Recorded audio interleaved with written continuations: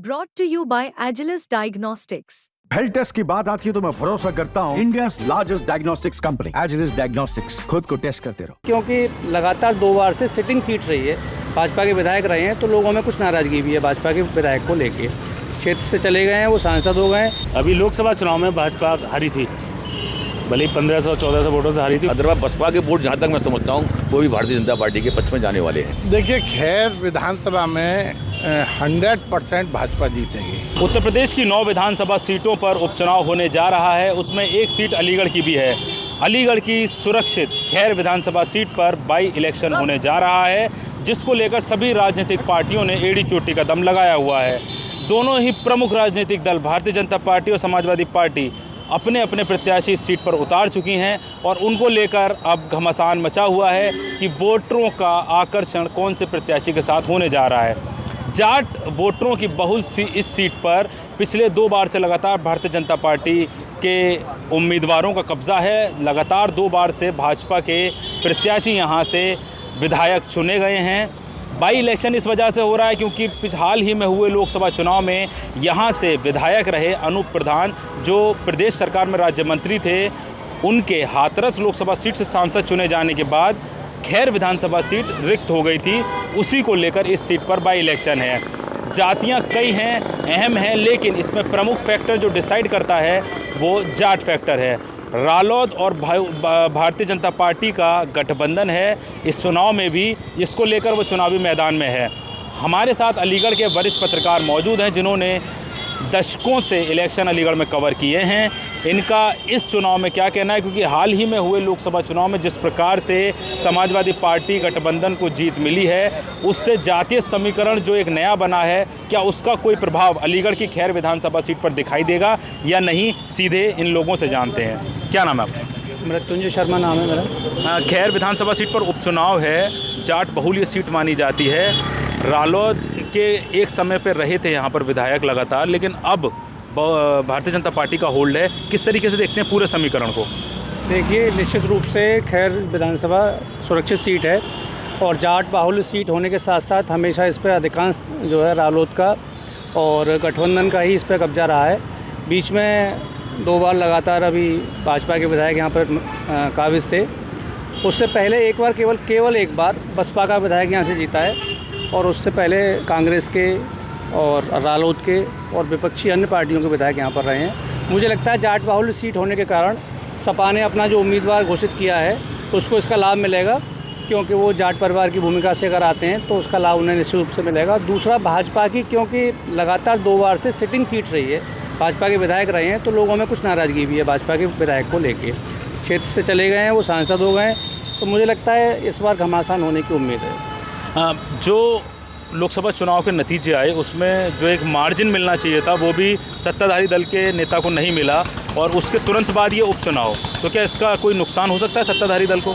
बिल्कुल, ये संकेत है। अभी लोकसभा चुनावों में जो यहाँ का वोट का आंकड़ा रहा है वो भाजपा के पक्ष में नहीं था, हालांकि बराबर ही था, लेकिन क्योंकि भाजपा के विधायक थे, सत्ता का चुनाव था, उसके बावजूद भी विपक्षी प्रत्याशी को कहीं कुछ वोट ज़्यादा मिले, तो इससे लगता है कि शायद चुनाव रस्साकसी का रहेगा। क्या नाम है आपका? मैं आरपी शर्मा हूँ, अलीगढ़ प्रेस क्लब का महामंत्री।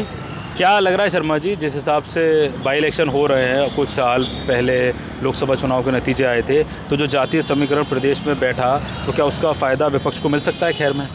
यानी अलीगढ़ सुरक्षित सीट खैर की हम बात की जाए तो इस सीट पर अभी लोकसभा चुनाव में भाजपा हारी थी, भले ही 1500-1400 वोटों से हारी थी, भाजपा इस सीट पर हारी थी।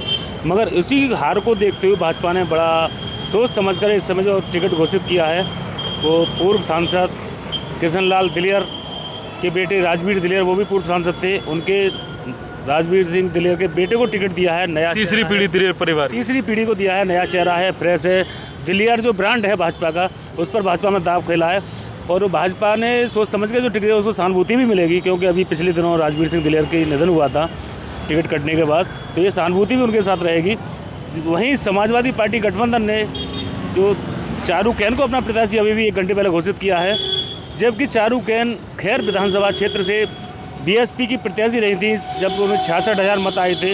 और इस चुनाव में कुछ प्लस हो सकते हैं, मगर भाजपा इस चुनाव में निश्चित जीत हासिल करेगी, क्योंकि उन्हें सहानुभूति मिलेगी।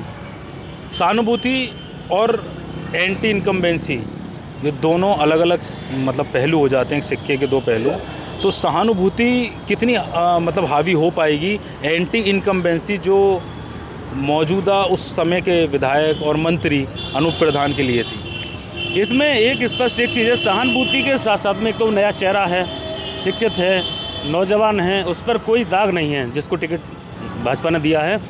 तो हर मतदाता ये सोचता है कि पुराने को काफ़ी दिन देख लिया, ये कुछ नहीं करता है, ये नया चेहरा है। तो इस बार युवा मतदाता नए चेहरे पे भी दाव लगाएगा और भाजपा की सीट अभी तक के हालातों से क्लियर जीती हुई नज़र आ रही है।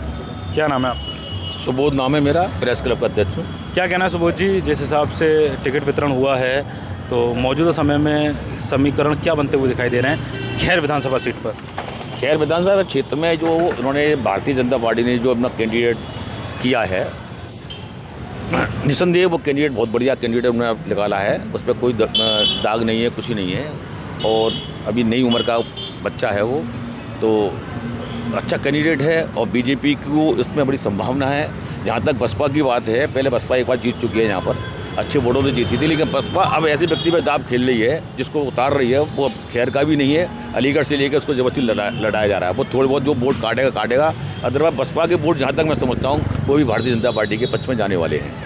और जहाँ तक अभी आपके इंडी संबंध है जो उतार रही है, अभी तक क्लियर ही नहीं हो पा रहा है वो समाजवादी पार्टी से लड़ेंगे या कांग्रेस। अभी नहीं, अभी ये क्लियर हो गया है कि समाजवादी पार्टी के चिन्ह पर ही चारूकेन प्रत्याशी होंगे।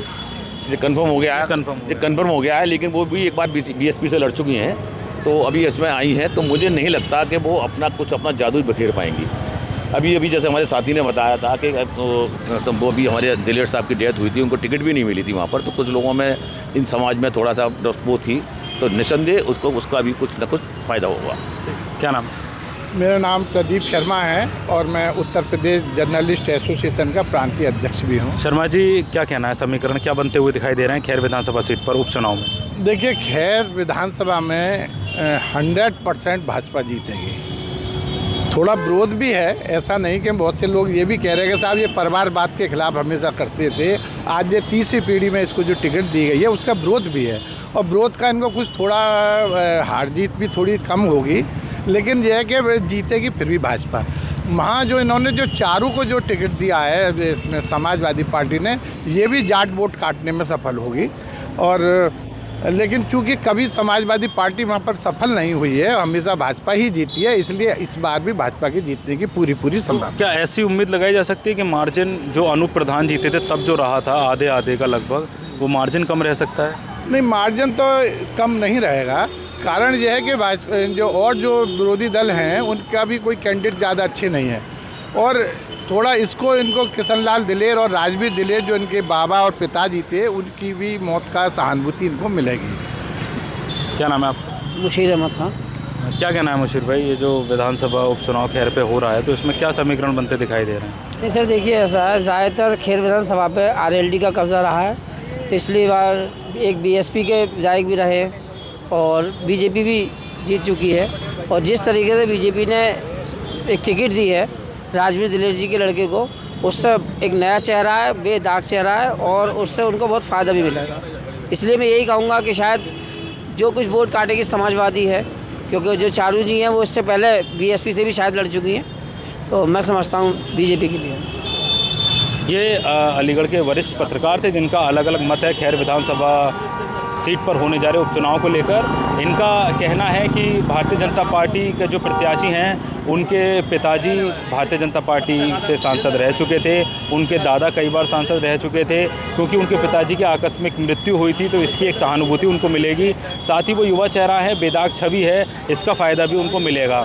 वहीं दूसरी ओर समाजवादी पार्टी इंडिया गठबंधन की जो प्रत्याशी हैं चारूकेन, वो एक जाट परिवार से ताल्लुक़ करती हैं। वो खुद ऐसी समाज से हैं, लेकिन उनकी शादी जहाँ पर हुई है वो एक जाट परिवार है। तो जाट वोटों में एक ध्रुवीकरण की कोशिश हो सकती है, वो कर पाएँ। लेकिन चूंकि इन लोगों का कहना यह है कि जिस हिसाब से भारतीय जनता पार्टी का एक स्ट्रॉन्ग होल्ड खैर विधानसभा सीट बन गया है, प्लस उसमें राष्ट्रीय लोकदल पार्टी के साथ जो गठबंधन भारतीय जनता पार्टी का चल रहा है, तो उसका निश्चित तौर पर फ़ायदा भारतीय जनता पार्टी के प्रत्याशी सुरेंद्र दिलेर को होने जा रहा है। अकरम खान, अलीगढ़, यूपी तक।